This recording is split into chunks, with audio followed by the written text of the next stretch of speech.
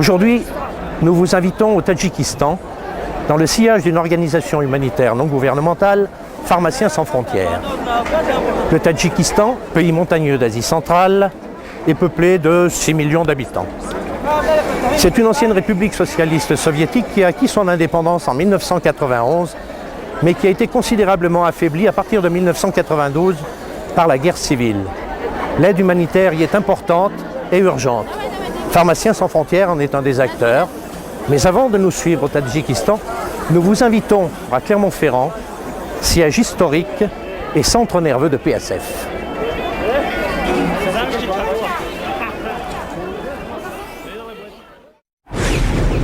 Chercheur en biologie, Christophe Chauliac a rencontré Pharmaciens sans frontières par hasard. Aujourd'hui, PSF a investi sa vie et il repart en Asie centrale. PSF, c'est la seule ONG pour laquelle j'ai travaillé. Je suis allé 2 fois en Irak, au Kurdistan, et 1 fois au Cambodge. C'est des gens que je connais depuis des années, avec qui j'ai vécu des moments très forts, que ce soit en bien ou en mal. Et ça fait des liens qui sont vraiment très très forts en peu de temps. On vit beaucoup plus intensément et c'est quelque chose ça reste marqué. Tu as eu des nouvelles de l'Afghan ?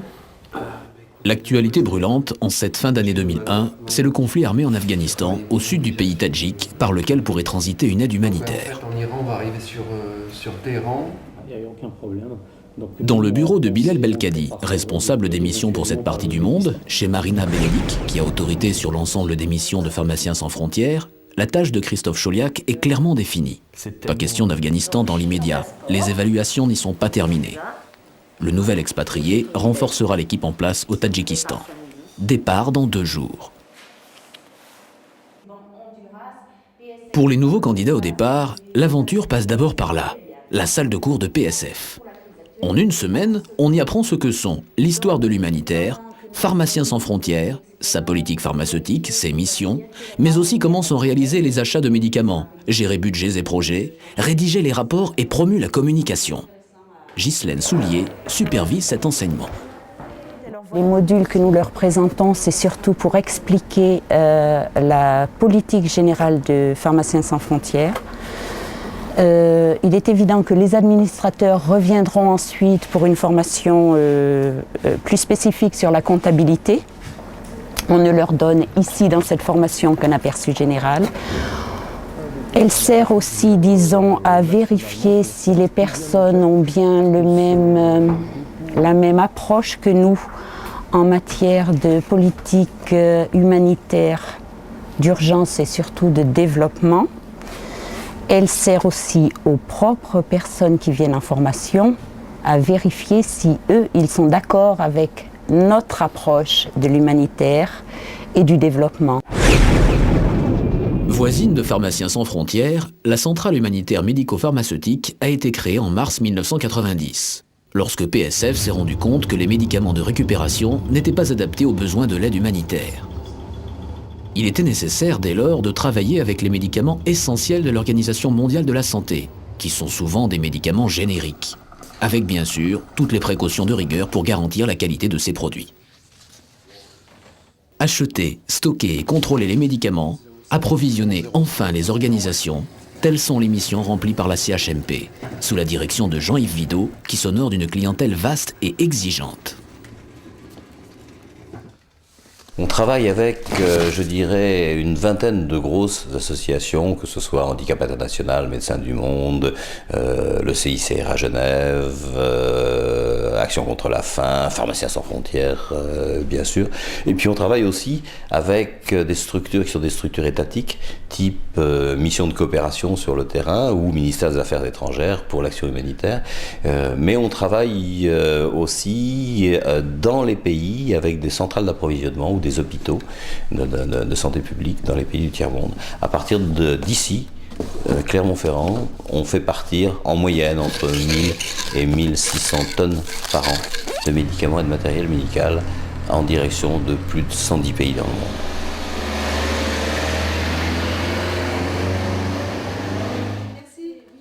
On travaille avec Pharmaciens sans frontières comme avec toutes les grosses associations par système d'appel d'offres, c'est-à-dire qu'on va répondre à leur appel d'offres. On va faire donc une offre des produits qu'ils demandent et nous avons des garanties de qualité qui font que la sélection bien souvent est faite non pas seulement sur le prix mais sur la qualité, parce que le problème du médicament c'est effectivement sa qualité.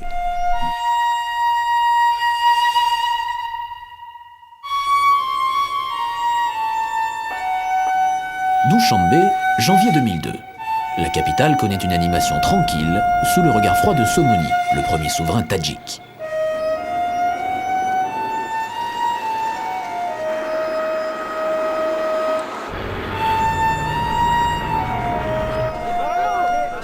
Le grand marché de Dushanbe peut donner une impression d'opulence, mais il ne faut pas se fier à ce premier regard. Le Tadjikistan est le pays le plus pauvre de l'Asie centrale. Il est à la recherche d'équilibre politique, économique, culturel. Toutefois, contrairement à ses voisins, il échappe à un système politique bloqué, car, depuis l'accord de réconciliation nationale de 1997, les forces qui le composent acceptent une forme pacifique de cohabitation. Les entités régionales sont d'autant plus vives que la guerre civile n'a pas engendré de pouvoir central fort. L'indépendance repose donc sur un consensus peut-être fragile, mais indispensable, où l'islam a sa place dans un jeu politique construit autour du nationalisme tadjik. Le système économique du Tadjikistan, malgré des gisements de minerais importants et une énorme usine d'aluminium, a du mal à redémarrer. L'indépendance n'empêche pas le recours au service de la Russie, le grand pays frère de l'ex-URSS. Le caractère montagneux du Tadjikistan, son climat continental, ses faibles ressources énergétiques, ses difficultés de communication en font une contrée vulnérable, à la croisée de nombreux enjeux économiques et géopolitiques. Les enfants jouent dans les rues, sur les places, encore insouciants de ces problèmes. Cette maison de Dushanbe est le cœur battant de Pharmaciens sans frontières au Tadjikistan. Nous y sommes en compagnie de Bruno Clary, le responsable de PSF pour ce pays. Bruno, quelles sont les raisons de la présence de Pharmaciens sans frontières au Tadjikistan ? Tout a commencé avec l'éclatement de l'Union soviétique en 1991 et l'indépendance du Tadjikistan. Une grave crise économique et des batailles entre les différentes factions rivales du pays ont entraîné une guerre civile. En 1995, les conditions de sécurité étaient requises pour l'apparition de l'aide humanitaire au Tadjikistan et PSF s'est installé cette année-là. Alors quelles sont vos priorités médicales, quels sont vos axes de travail aussi ? Nos priorités sont liées aux conséquences de cette guerre civile qui sont la destruction de la plupart des infrastructures, comme les voies de communication, le réseau d'eau, mais aussi l'approvisionnement énergétique. Ceci a contribué à favoriser l'émergence de maladies infectieuses. Les populations les plus sensibles restent les enfants, les femmes, mais aussi les personnes âgées. Nos programmes sont donc axés sur la pédiatrie, la maternité et les soins chirurgicaux. Et sur le terrain, cela se passe ainsi. 4 axes définissent les missions de PSF au Tadjikistan. L'approvisionnement de plusieurs ONG en médicaments essentiels de qualité internationale, l'approvisionnement de 72 hôpitaux sur l'ensemble du pays, particulièrement dans des zones d'accès difficiles, le contrôle de la bonne utilisation et du non-détournement des médicaments, la formation enfin des personnels de santé sur l'hygiène, l'aide au diagnostic, la prescription et la gestion des stocks. Contrôle aujourd'hui à la maternité de Tourzounzadeh, avec Christophe et Marmadi, collaborateurs tadjiks de PSF. Donc là, on vérifie en fait que les médicaments soient classés suivant les 4 groupes pour que ça soit plus facile à gérer, à évaluer les besoins. Externes, injectables, forme orale et matériel médical. Vérifier que le stock physique correspond au stock théorique et vérifier qu'elle a bien donné à chaque département ce qui est annoncé. Et ensuite, dans les départements, on fait la même chose du département au patient. C'est un truc qu'il faut vérifier doublement parce que c'est un antibiotique, donc ils prennent ça comme des bonbons, et c'est un injectable, et c'est pareil dans ce pays, ils préfèrent beaucoup les injections aux tablettes, ils ont l'impression que c'est plus efficace.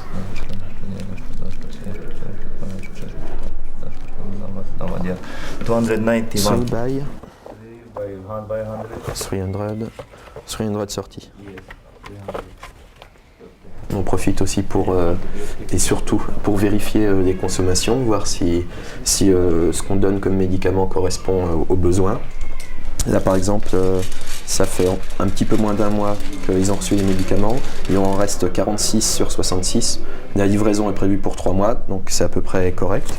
L'électricité, donc ça c'est un problème aussi pour nous, parce que pour tous les médicaments qui sont à garder au froid, il faut qu'on soit absolument sûr qu'il y a de l'électricité au moins, disons 12 heures par jour, de façon à recharger suffisamment le frigo, que ça garde une certaine inertie.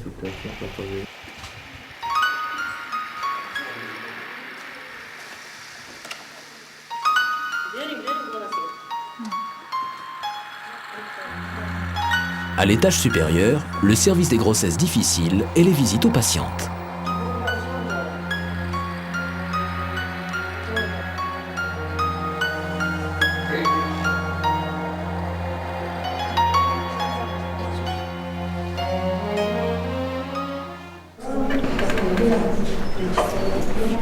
Salam alaikum. Salam alaikum. Ok. Donc là, on vient de vérifier auprès d'une patiente que ce qui lui avait été prescrit, et là où on était censé trouver sa signature, c'était bien sa signature, elle avait bien reçu, c'est le cas. On lui a demandé si elle avait reçu des médicaments gratuitement, ça a été le cas aussi. Et le diagnostic, elle a un risque de faire un enfant prématuré, elle doit rester allongée le plus possible. Et c'est juste un traitement d'appoint. Au niveau diagnostic, c'est pas mauvais. Elle n'a pas eu à payer, donc c'est bon.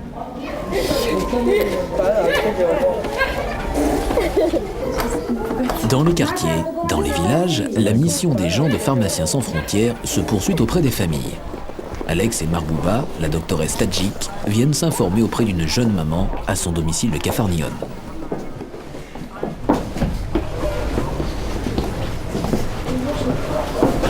Qui suit?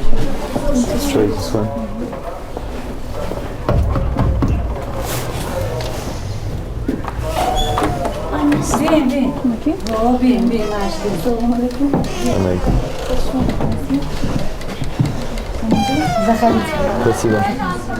Assalamu alaikum. Kaç yıl tavallık kardeş? Дорогой, j'ai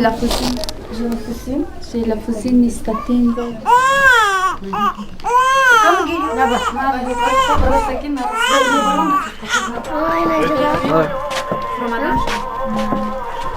Il faut savoir aussi que les conditions d'hôpital actuellement sont très difficiles, il fait très froid, donc les patients ont tendance à rentrer le plus vite possible chez eux. Je suis très heureux de constater quand même qu'elle a donné naissance à 2 enfants magnifiques. Bon, un peu léger, un peu faible au début, mais je pense qu'ils vont reprendre vite des forces. Et elle a l'air bien. И посмотрите, какие антибиотики используются. Те антибиотики, в большинстве которых у нас нет. Aujourd'hui, à l'annexe de l'hôpital de Capharnaüm, sous l'égide de PSF et de la communauté européenne, devant un parterre attentif de médecins et d'infirmiers, le professeur cardiologue Ramimov traite de l'utilisation rationnelle des antibiotiques. Мало все-таки доступные для нас антибиотики получаются.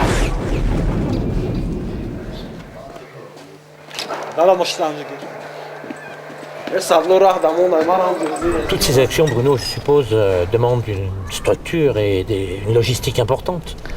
En effet, nous avons un logisticien sur place, Franck, qui est en charge de l'approvisionnement. Cet approvisionnement correspond à environ une trentaine de camions à 38 tonnes par an.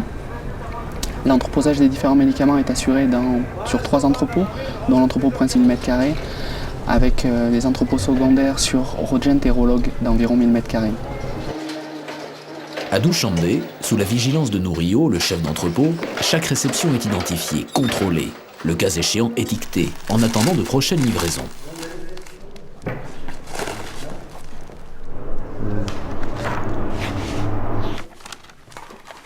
Plus de 760 000 € de produits sont entreposés là.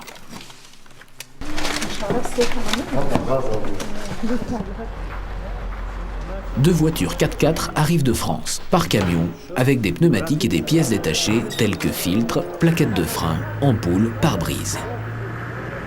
Ici, chaque véhicule doit parcourir 50 000 km par an, dans les conditions les plus dures.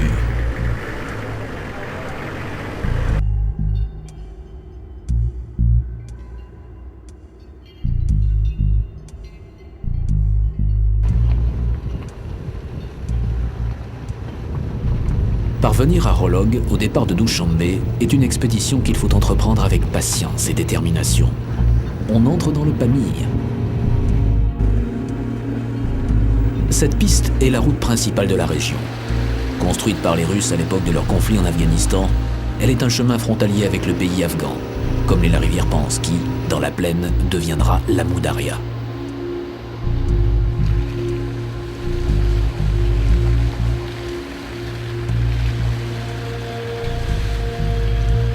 Au-delà de la rivière, c'est la guerre.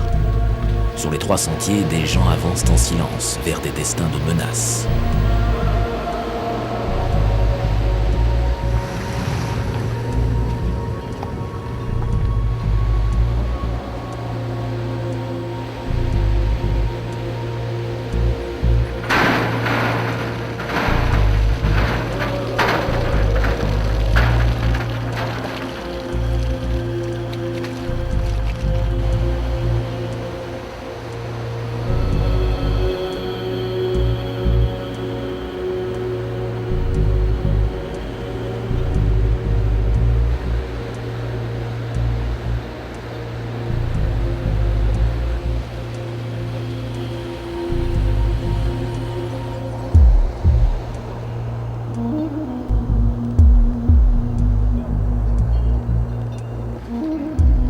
La neige lourde sur les fils électriques. Les avalanches, les loups en maraude occupent bientôt la nuit. Rolog est encore bien loin.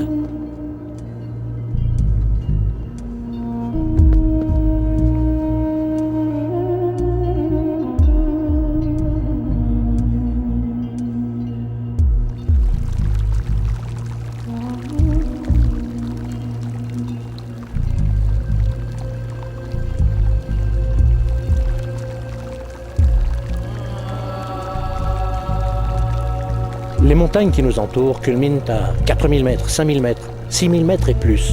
Ce sont celles du Pamir, région autonome du Tadjikistan, cernée par le Kirghizistan, la Chine et l'Afghanistan. Impénétrable ce pays, non, mais difficile à parcourir. Les hommes et les femmes de Pharmaciens sans frontières y accomplissent pourtant leur mission en toute saison, à partir de leur base avancée de Rolog. À Rolog, on n'oublie pas Lénine. Mais c'est Farouk, un solide Pamiri qui, à PSF, est maître du terrain. Mobil for base, mobil for base.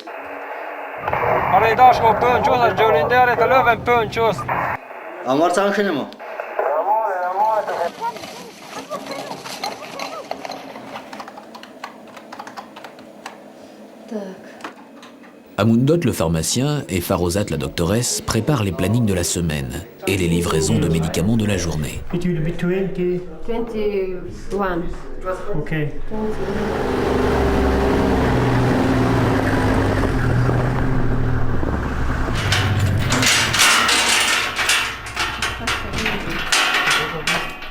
Énergie, ça va se.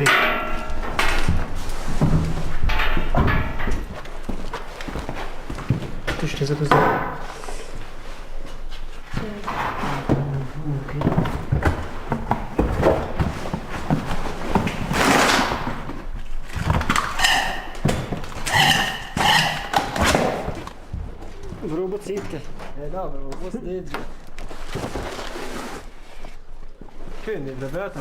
Chaque mois, nous allons dans les polycliniques de la région et nous leur apportons tout ce dont elles ont besoin, en particulier des médicaments et des seringues.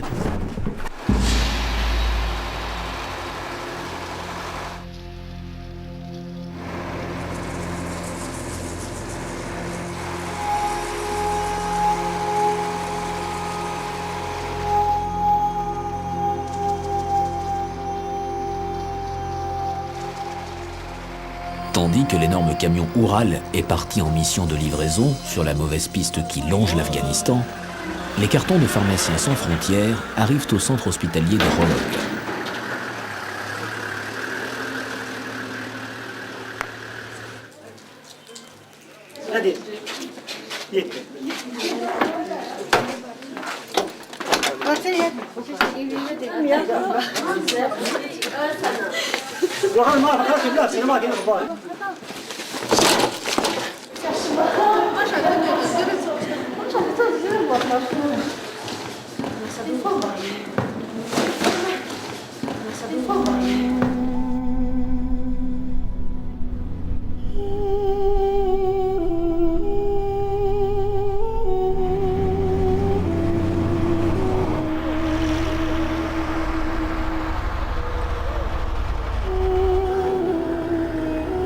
Ce pays, on l'appelle aussi le Badakhshan.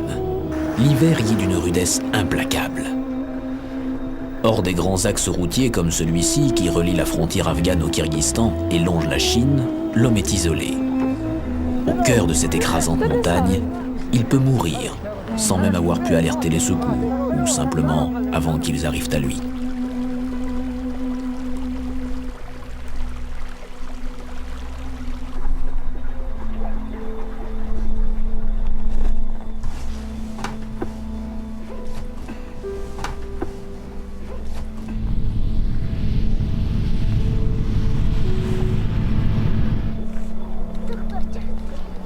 Mourghab est un village planté au carrefour de la froidure, de la neige et des trafics en tout genre.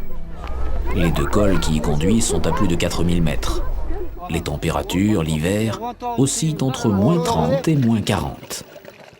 Une nuée de gamins aux joues rouges s'amusent avec des jouets de fortune. Ils sont pour la plupart frappés par la tuberculose. Pharmaciens sans frontières conduit son action jusqu'ici, et même plus au nord, en pays kirghize.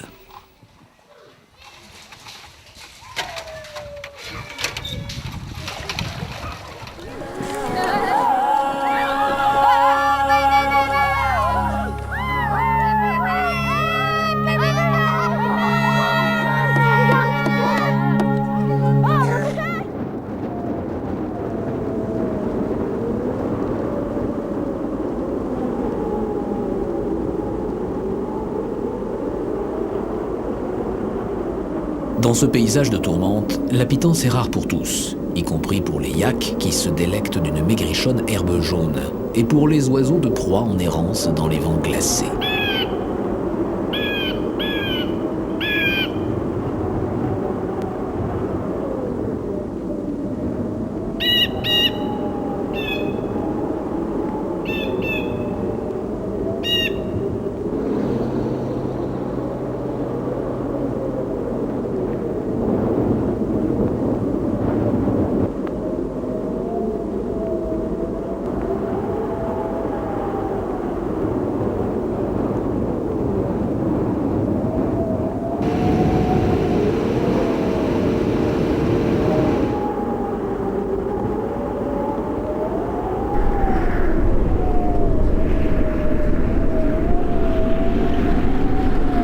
Bruno, le nerf de votre entreprise, c'est l'argent.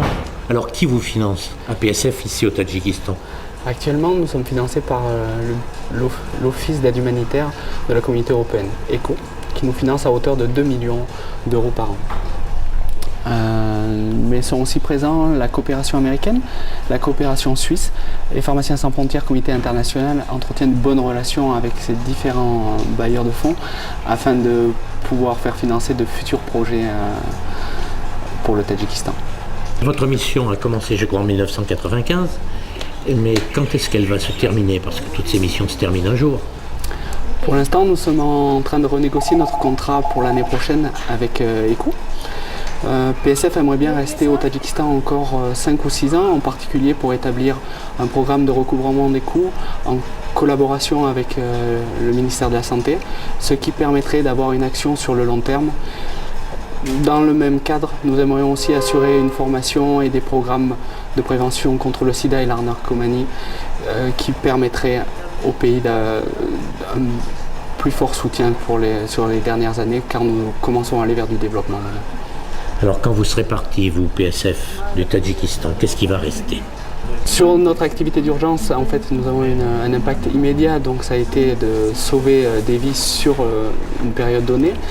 Ce qui va rester, c'est le personnel qui travaille pour nous, qui a été formé et qui a donc maintenant un haut niveau pharmaceutique et médical, mais aussi les programmes de formation des médecins dans les différentes structures.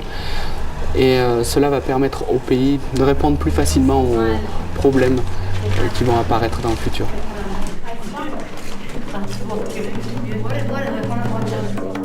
Pendant ce temps, dans une maison de village, on se sert autour des traditions d'accueil et de fête. La dureté de la vie s'estompe, l'espace d'un soir.